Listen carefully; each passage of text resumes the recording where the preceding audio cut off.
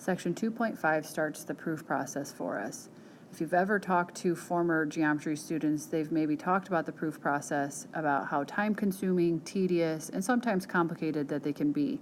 But we're going to start the proof process by proving algebra problems, since algebra should be familiar to you. So to start, we're going to identify some properties that you probably do without even thinking at this point.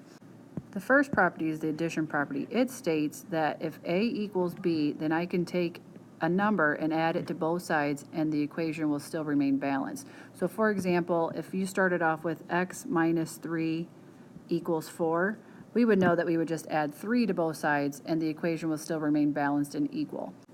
The subtraction property is a lot like the addition property. If you start off with A equals B, you can subtract a number from both sides and the equation will still remain equal and balanced. So if that had said x plus 3 equals 4, I know I can subtract 3 from both sides and it will still remain balanced. The multiplication property states if I start off with A equals B, I can multiply both sides by some number and the equation will still remain balanced and equal. So if I had x divided by 3 equals 4, I know I can multiply both sides by 3 to get the variable by itself. The division property states if I start off with A equals B, I can divide both sides by some number and the equation will still remain balanced and equal. So we use this one a lot if we had like 2x equals 4 and I would divide both sides by 2 to get the x by itself.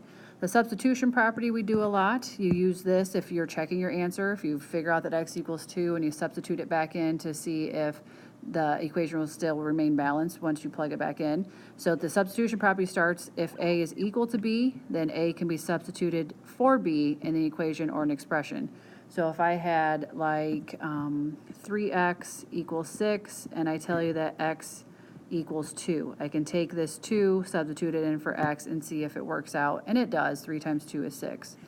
The last property is the distributive property. We use this all the time. If we start off with A times B plus C, we know we can distribute the A to the B and the C to get A times B plus A times C.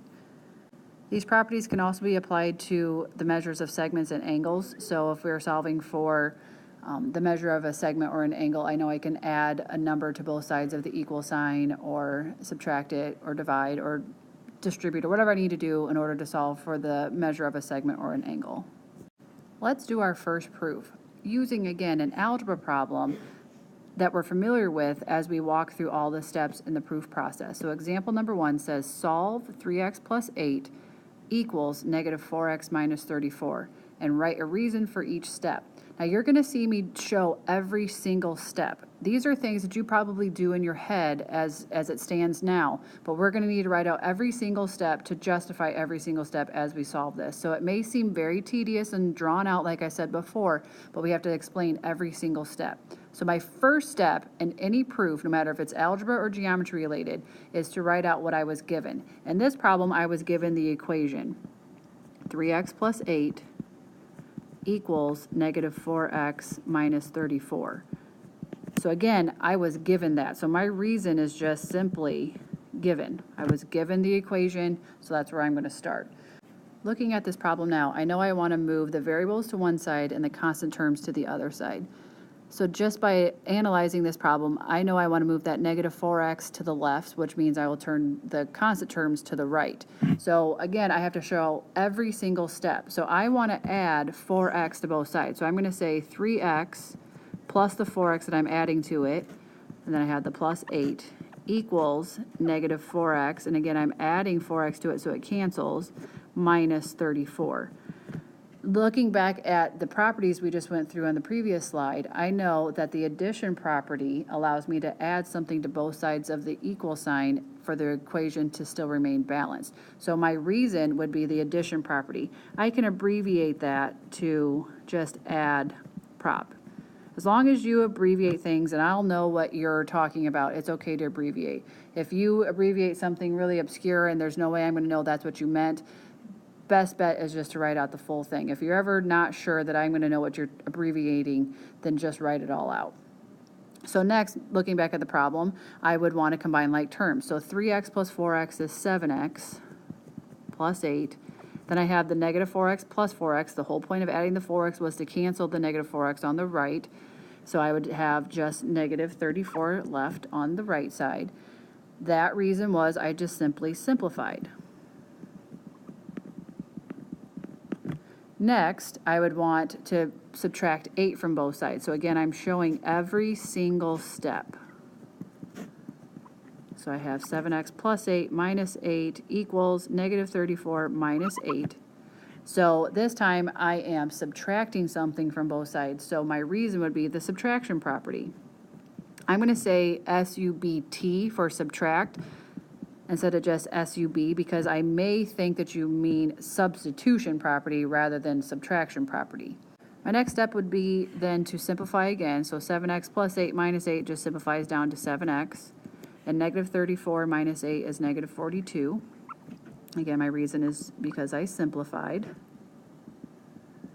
Next, I would divide both sides by 7. So 7x divided by 7 equals negative 42 divided by 7.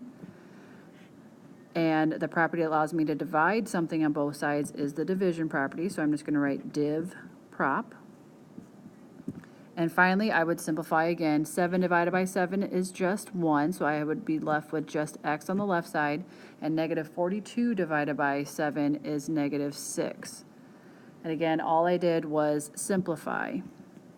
To show that my proof is done, I use these two little slash marks showing that this proof is done. I'm completely done. I've shown all of my steps, all of my reasons, and I am done. So the two slashes indicate that the proof is done. Let's look at another one. Example number 2. Solve 60 equals negative 3 times 8x minus 4. Write a reason for each step. So remember, the first step in the proof process is to write down what you were given. So we were given the equation 60 equals negative 3 times 8x minus 4. And my reason? Given.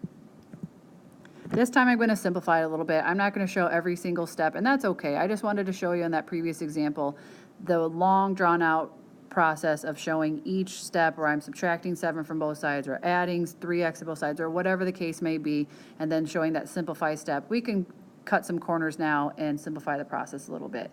So our first step, remember, would be to get rid of the parentheses. So I'm going to distribute. So when I distribute the negative 3 through, I would end up with 60 equals negative 3 times 8x is negative 24x.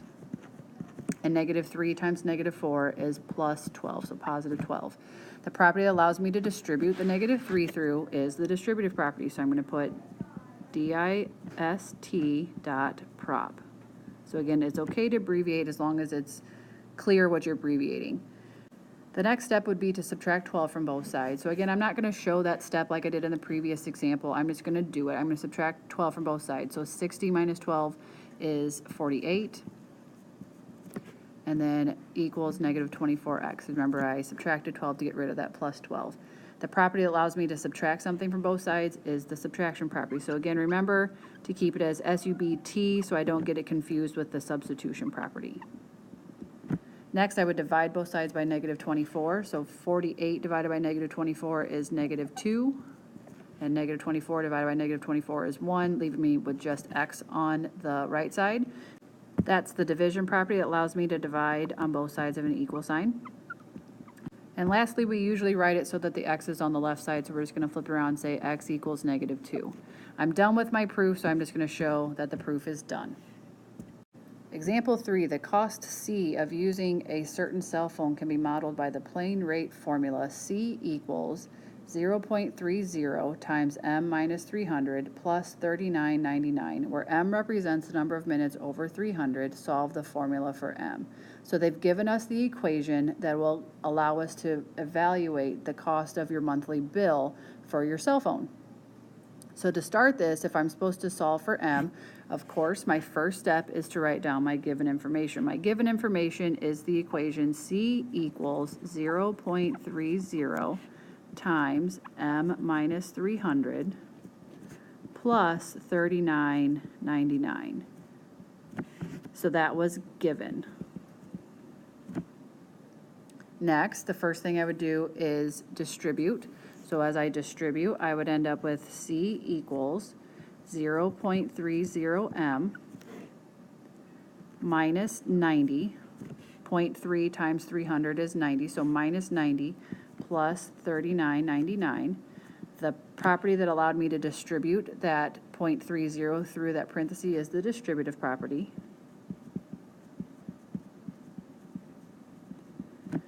Looking at my equation now, I know I need to combine like terms, the negative 90 plus 39.99. So when I combine like terms, I end up with C equals 0.30 M minus 50.01. I just simplified for that step. Whenever you combine like terms, we can just call that simplify. Next, I would add the 50.01, because remember, I'm trying to get the M by itself. So I'm going to add the 50.01 to both sides. If I add 50.01 to C, I just end up with C plus 50.01 equals 0.30 M. The property that allows me to add something to both sides is the addition property. And finally, to get M by itself, I would divide both sides by the 0.030. So if I divide C plus 50.01 by 0.30, I would just leave it as such. C plus 50.01 all over 0.30, and that's what M is equal to. So remember, I got that by dividing both sides, so that is the division property. We could add one more step where we just take the M and flip it around here so it says M equals C plus 50.01 all over 0.30, but we can actually just stop here because it all means the same thing. So we can just say, I'm done, put your 2 tick marks to show that you're done. So we've been posed a question here. When would you use the new form of the formula? So looking back at the equation, we use this equation to figure out what the cost of our bill would be. So when would you want to know the equation in terms of what M is equal to? So think about it like this. If you just had how much your bill was, the cost of your bill, and you weren't sure how many minutes you talked, then you could just take your bill amount, whatever the C value is, so let's say it was $100, you could put $100 in for C, use this equation now to solve for how many minutes you actually used your cell phone. Next, we'll see some more properties. The first one is the reflexive property, which seems kind of silly to start with. So the reflexive property just simply says, if I'm talking about any real number, so remember, a real number is any number you can think of. For any real number, A is equal to A. So basically a number is equal to itself. If we're talking about segment length, then we know that a segment is equal to itself. If we're talking about angle measure, then we know an angle is equal to itself. And again, this seems really silly to have to even have a property that states that a number is equal to itself, but you're going to see this come up a lot, that we need to state in a proof that a segment is equal to itself or an angle is equal to itself. So laugh now, but you're going to be pretty dependent on this property down the road. The next one is the symmetric property. The symmetric property says that if I have, and again, this is if I'm just talking about real numbers, so real numbers, if I have an A equal to B, then I also know that B is equal to A. So if I knew that X was equal to 3, then I would know that 3 is equal to X. I also know this for segment length. If I know that segment AB is equal to segment CD, I also know that CD is equal to AB, so you just flip it around. Same thing goes for angles. If I know that angle A is equal to angle B, then angle B is equal to angle A. So again, a lot of these seem very weird, or you're not even sure why you need this property, but it's going to come up a lot down the road. The last one is the transitive property. So the transitive property states, again, if we're just talking about real numbers, if I know that A is equal to B and B is equal to C, then I know that A is equal to C. So let me give you an example here. If I know that X is equal to 2, and I know that Y is equal to 2, then I know that X is equal to Y, because 2 was the linking number between X and Y. So that's the transitive property. We use this also when we're talking about segments. If I know that AB is equal to CD and CD is equal to EF, then I know that AB is equal to EF. So right there. Same thing for angle measure. If angle A is equal to angle B and B to C, then I also know that A is equal to C. So you might be thinking, how in the world am I going to remember this? How am I going to remember the reflexive property is the one that just says a number is equal to itself? A symmetric property is if I have a number equal to another number, I can flip it around. And the transitive property, if A is equal to B and B is equal to C, then A is equal to C. I remember this by RST 1, 2, 3. So let's write that down. RST 1, 2, 3. So what the 1, 2, 3 stands for.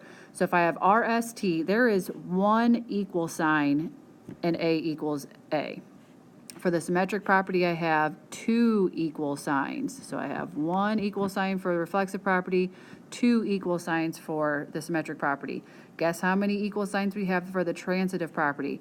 We have 1, 2, 3. So how you can remember these: reflexive is one equal sign, symmetric is two equal signs, and transitive property is three equal signs. So RST 1, 2, 3.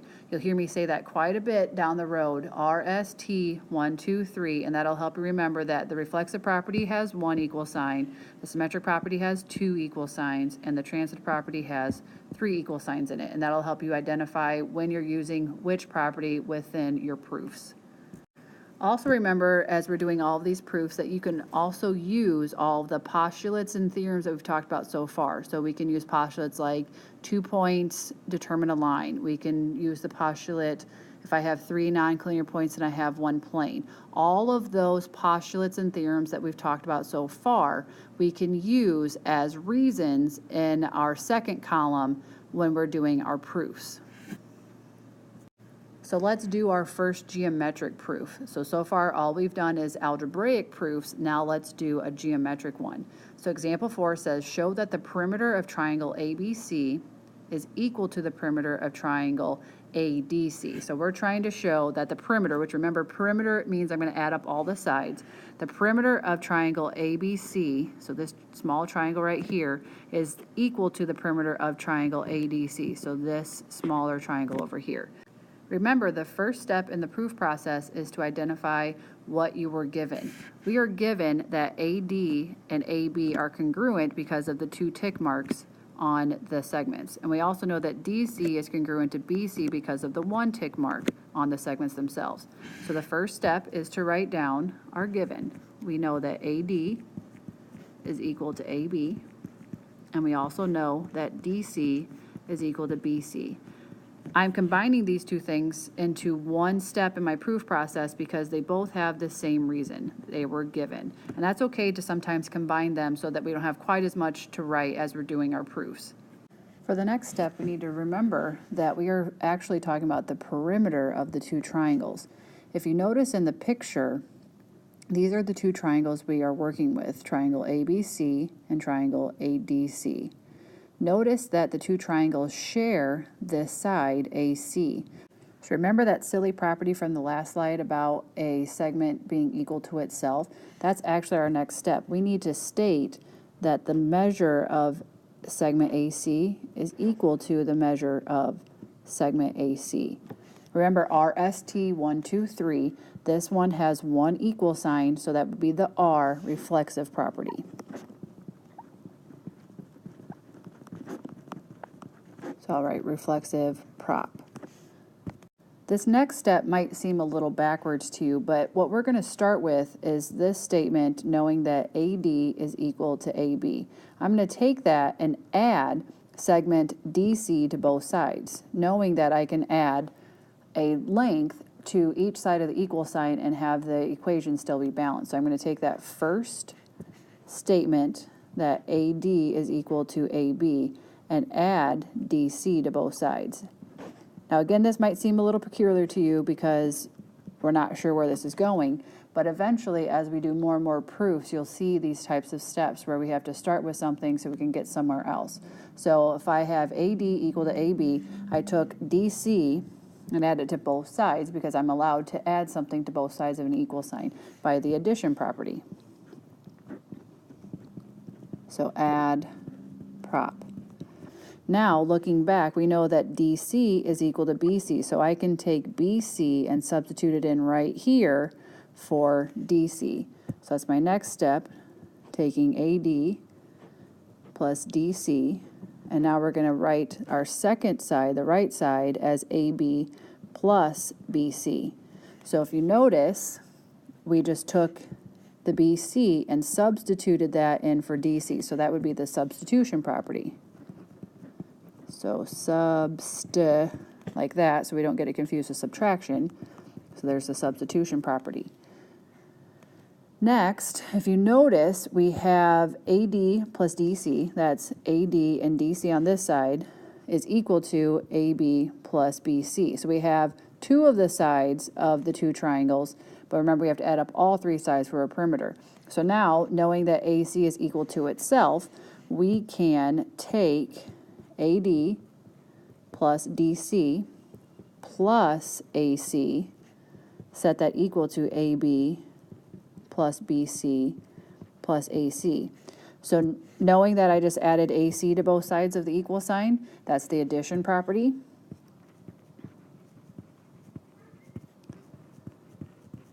And if you notice, this is the perimeter of the first triangle, and this is the perimeter of the second triangle. So we have just shown that the perimeter of triangle ADC is equal to the perimeter of triangle ABC, like the problem stated. Since we are done with this proof, we can do our double slash, showing that it's done. And that's your first geometric proof. Congratulations. Hooray. So I know this seems very backwards and very different and very new to you, but know that as we go through this, practice makes perfect, and the more you do these, the more it's going to make sense. It's going to make sense about writing your statements and then writing your reasons. It'll get very, very familiar to you, so relax. Know that this is a building process. We'll take it one step at a time, but as always, make sure you write down any questions that you have so we can cover them in class.